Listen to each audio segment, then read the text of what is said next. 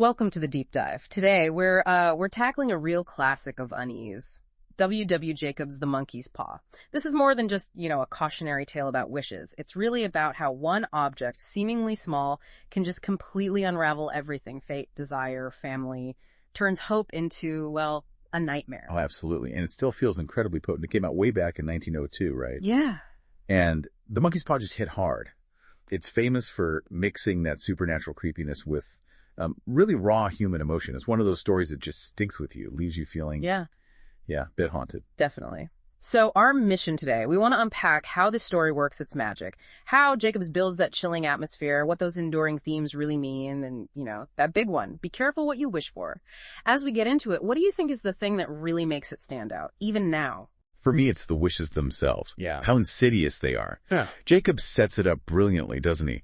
You've got this cozy little family, the Whites, Mr. Mrs., their son Herbert. It's a stormy night. They're isolated. And then this figure arrives, Sergeant Major Morris, and just shatters that cozy little world. Yeah, Morris, the mysterious visitor. Yeah. Comes in telling these wild stories about India, almost unbelievable tales, and he brings this thing back with him, the monkey's paw. Mummified, says it grants 3 wishes.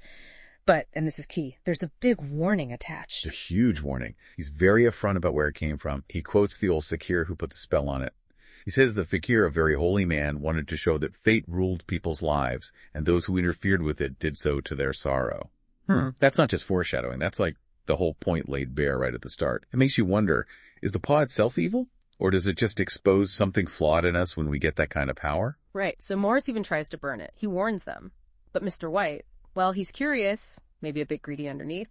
He fishes it out of the fire. He keeps it. And then later, kind of half-joking, he makes the first wish for 200 pounds. Just enough to pay off the mortgage. Seems so small, so ordinary. But that's where it all starts to go wrong, isn't it? What do you think about that moment, the casualness of it? It's deeply unsettling. Yeah. Because the very next day, the wish comes true. But how?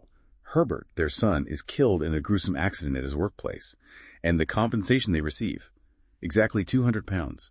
The wish is granted, to the letter. But the cost, it's unbearable. It throws that whole fate idea right back in your face. Did fate punish him? Or did the paw just grant the wish in the most literal, awful way possible, because the wish itself wasn't thought through? It gave what was asked, not what was wanted. Ugh. That moment the money arrives, it's brutal. And Mrs. White, understandably, she completely falls apart. Grief, desperation, it consumes her, and she pushes for the second wish. Bring Herbert back. You can just imagine Mr. White's horror, but he does it. He makes that awful wish. And the mood just plummets. That night, the air is thick with dread, unbearable. Then comes the knock, slow, heavy, at the door. Mrs. White is frantic. She thinks it's him. She's desperate, blinded by hope, fumbling to unlock the door.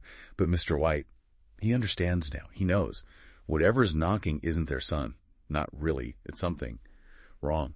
Changed. It's that internal terror, realizing the unnaturalness of it all. Yeah, and just as she's about to open the door, he uses the third wish, his last one, and the knock just stops. She wrenches the door open. Nothing.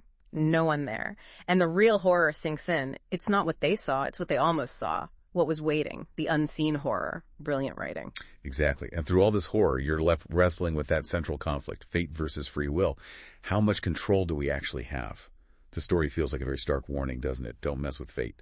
The wishes work, yeah, but the price is catastrophic. It hammers home that maybe some things just aren't meant for us to control. And the paw itself, the supernatural element, it's such a powerful symbol. It represents that dangerous unknown, doesn't it? It tempts you with power, promises to fix things, but it delivers pure horror.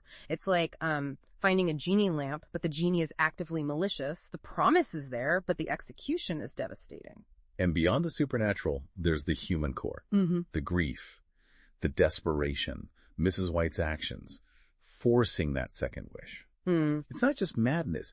It's a really raw look at how loss can completely twist your perspective, how grief can make you reach for anything, even something terrifying, just to escape the pain.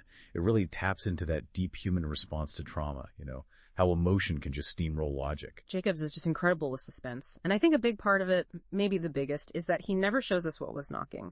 That choice forces your mind, the reader's mind, to imagine the horror, which makes it way more personal and, frankly, scarier than anything he could have described. It's all psychological tension. Do you think that still works today with audiences used to seeing everything? Oh, I think it works better today, actually. We're so flooded with explicit images. Mhm. Jacob's restraint feels powerful, different. The terror becomes yours because you create the monster behind the door. And that, I think, is why The Monkey's Paw is still considered one of the absolute greats. That subtle psychological dread. It crawls under your skin because what's implied is just so much worse. So, wrapping this up, what are the big takeaways for you, the listener? The Monkey's Paw really makes you think about desire, doesn't it? About consequences, about these forces we maybe don't understand, and maybe the wisdom in, well, accepting things sometimes. Yeah, and it leaves us with that final chilling thought. That phrase everyone knows, but maybe doesn't fully consider its source. Be careful what you wish for, you just might get it. In the worst way possible. It echoes, doesn't it, beyond the story. It really does. So, a final thought to leave you with. Think about your own deep desires. What truly drives them? Are they things you genuinely need? Or are there maybe hidden costs, unseen consequences that you haven't factored in? Maybe true power isn't getting everything you wish for, but understanding the nature of those wishes in the first place, something to reflect on.